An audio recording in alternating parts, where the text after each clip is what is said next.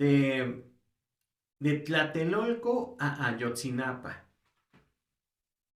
Las similitudes, las diferencias, qué elementos se conjuntan siempre para que se generen este tipo de hechos lamentables en la historia de México. Estos golpes hacia el pueblo de México, ¿qué elementos son los que se necesitan? Bueno, como ya lo habíamos comentado, que sean precisamente un Estado autoritario en donde quiere el interés del Estado en torno al dinero y a la red de complicidades en torno del dinero. Es decir, gobiernos conservadores, monetaristas, que no están para servir a las mayorías, están para servirse de las mayorías. Así lo hemos visto durante pues, ya muchas décadas, especialmente en el periodo neoliberal, porque hay que tomar en cuenta que, por ejemplo, de los gobiernos de Luis Echeverría para abajo, todavía un poco de López Portillo, que no eran neoliberales todavía, había todavía cierta vergüenza, cierto pudor y cierta decencia. Pero una vez que llegaron los tecnócratas al poder con Miguel de la Madrid en el 82, ya les valió un reverendo cacahuate. Y ahí sí, todo giró en torno al dinero, a la rentabilidad. Fueron monetaristas al extremo, ¿no? Y fue cuando se creó el neoliberalismo. Entonces, ese tipo de elementos son los que se necesitan para tener este tipo de acontecimientos, como el de Tlatelolco. En ese tiempo, por ejemplo, era la lucha de Estados Unidos contra la posible conflagración de los gobiernos o de la influencia comunista en el mundo, ¿no? Tenían miedo que aquí con sus vecinos nos volviéramos rojillos de pronto y ya estuviéramos siendo aliados de Mao Zedong o de Nikita Khrushchev, ¿no? En aquellos años.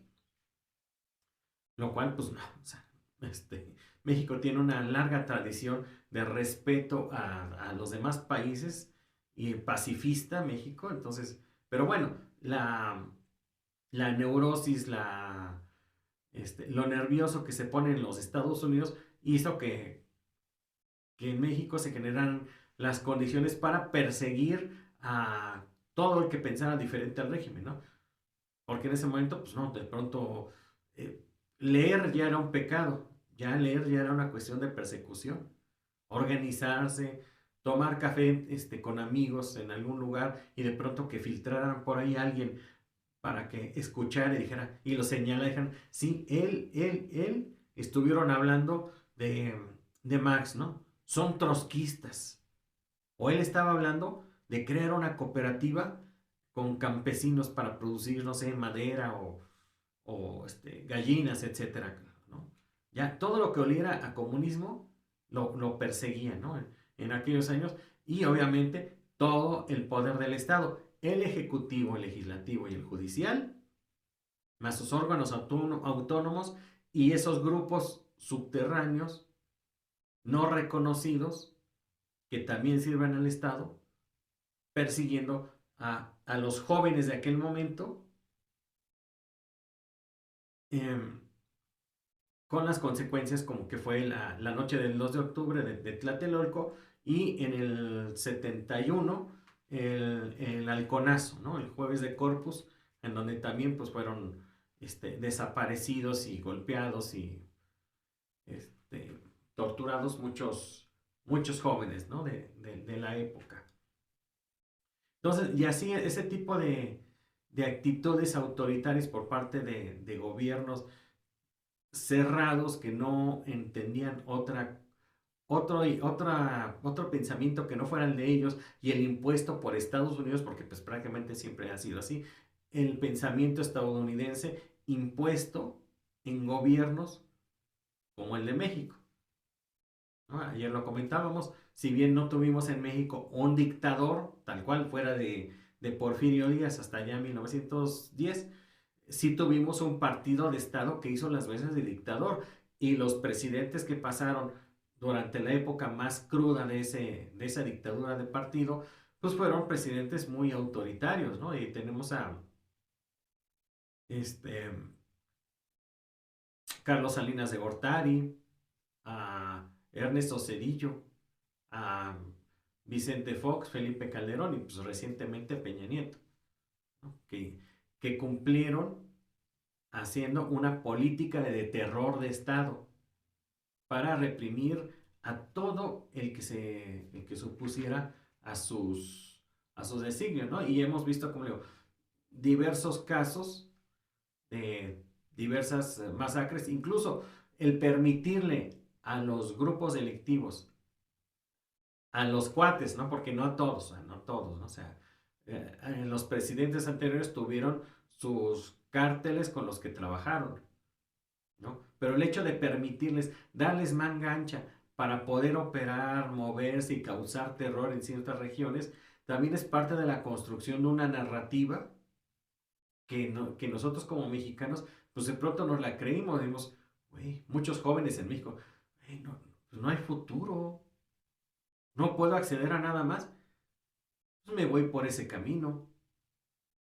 O sea, este, que es precisamente parte de lo que ellos quieren, ¿no? Que se siga reproduciendo en un círculo vicioso este esquema de terror, porque como insisto, a final de cuentas lo que buscan es tenernos atemorizados, sin esperanzas de que todo mejore, con pocas perspectivas de vida y acostumbrándonos a vivir con lo mínimo, con lo mínimo, con lo mínimo que nos permite, que ganamos a través de un salario mínimo, mínimo, mínimo. Gracias a aquellos dentro de esta precisamente, de todo este entramado, porque es una cuestión tan compleja, es una cuestión tan grande, todo este entramado, por ejemplo, todo este clima de terror hizo que allá por a finales de los años 90 aceptáramos más lo que se conoce la flexibilización laboral, que es la pérdida de las garantías laborales ganadas desde la revolución a la fecha. Ah, no, pero pues teníamos que estar como que solidarios, ¿no?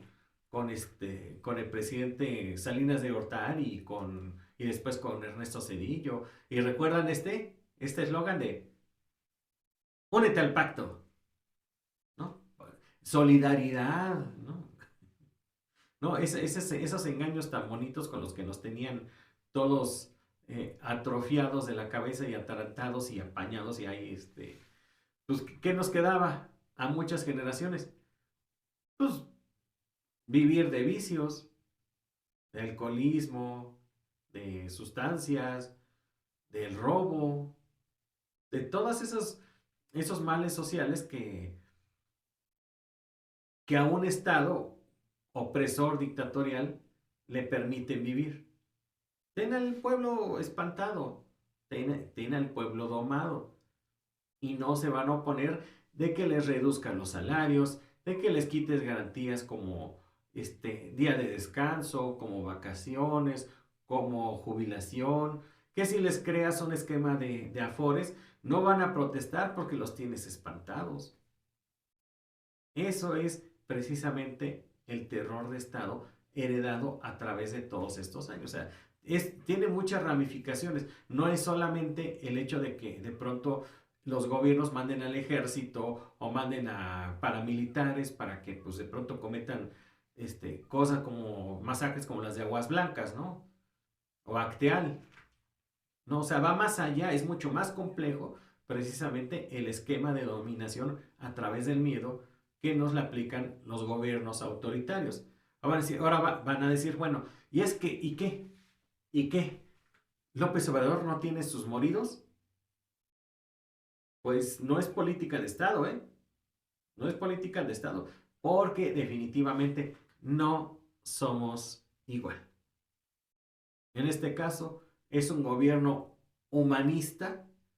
O sea, es bien diferente, hay que entender que son dos mentalidades diferentes, dos proyectos, uno monetarista y otro humanista, uno conservador de derecha y un liberal de izquierda. Son pensamientos total y absolutamente diferentes, ¿no? Entonces, En este caso, sí han habido problemas entre, por ejemplo, soldados o gente de la Guardia Nacional, agentes de la Guardia Nacional, que han cometido exceso de fuerza, pero han sido castigados. Han sido castigados.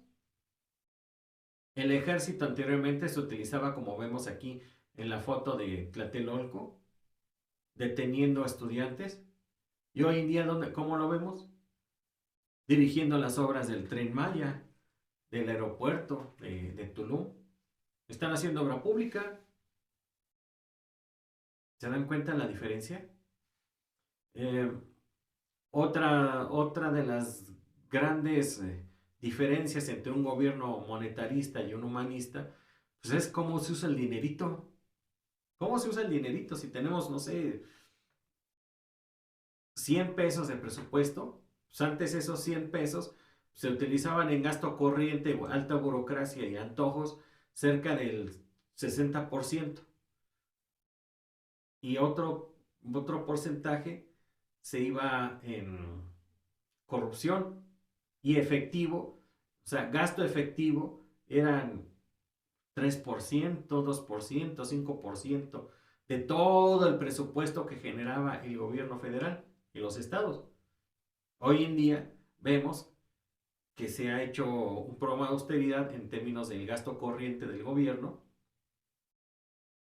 y todo, la mayor parte, lo más posible que se puede conseguir, se va a obra pública. Todo el gasto del gobierno, la mayor parte, se va a obra pública. Esto no se veía antes, ¿eh? Entonces son claras las diferencias, como le digo, un gobierno monetarista y un humanista, uno solamente busca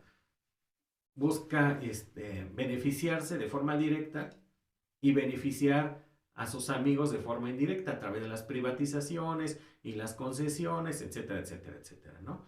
Y permitirles favores en la legislación como la ambiental, la laboral, la de salud, ¿no?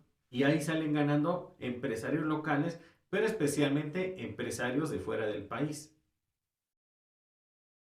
Entonces, como se dan cuenta, pues era una época en donde, por eso quieren que regresen esos años de los gobiernos no liberales, porque este, todo ese dinero que se les ha ido estos 5 años de cuarta transformación, se lo pueden haber llevado ellos. Pero bueno, entonces hay no hay que dejar de ver cómo eh, ha transcurrido la historia desde Tlatelolco a Ayotzinapa y no hay que perder de vista estos contextos, ¿ok? Bueno, pues ya los dejo. Iba a presentar una entrevista con Pepe Rebeles, un periodista muy, muy, muy bueno, pero ya es tardecito, entonces pues ya los dejo descansar. Mejor mañana le doy su debido espacio, hablando precisamente de este tema de los gobiernos del terror, de la galería del terror, de los Gutiérrez Barrios, de los Corona del Rosal, de los Mario Moya Palencia, ¿sí? de los Negro Durazo del pasado. De eso platicamos con Durán Reveles en una entrevista. Digo con Durán Reveles, con Pepe Reveles. Durán Reveles es un panista. Qué bueno que ya no esté en el ambiente político, pero bueno, ya se las presentaré mañana, ¿va? Nos vemos, suscríbanse, comenten, compartan y activen campanita de notificación y pasen muy, muy, muy buenas noches.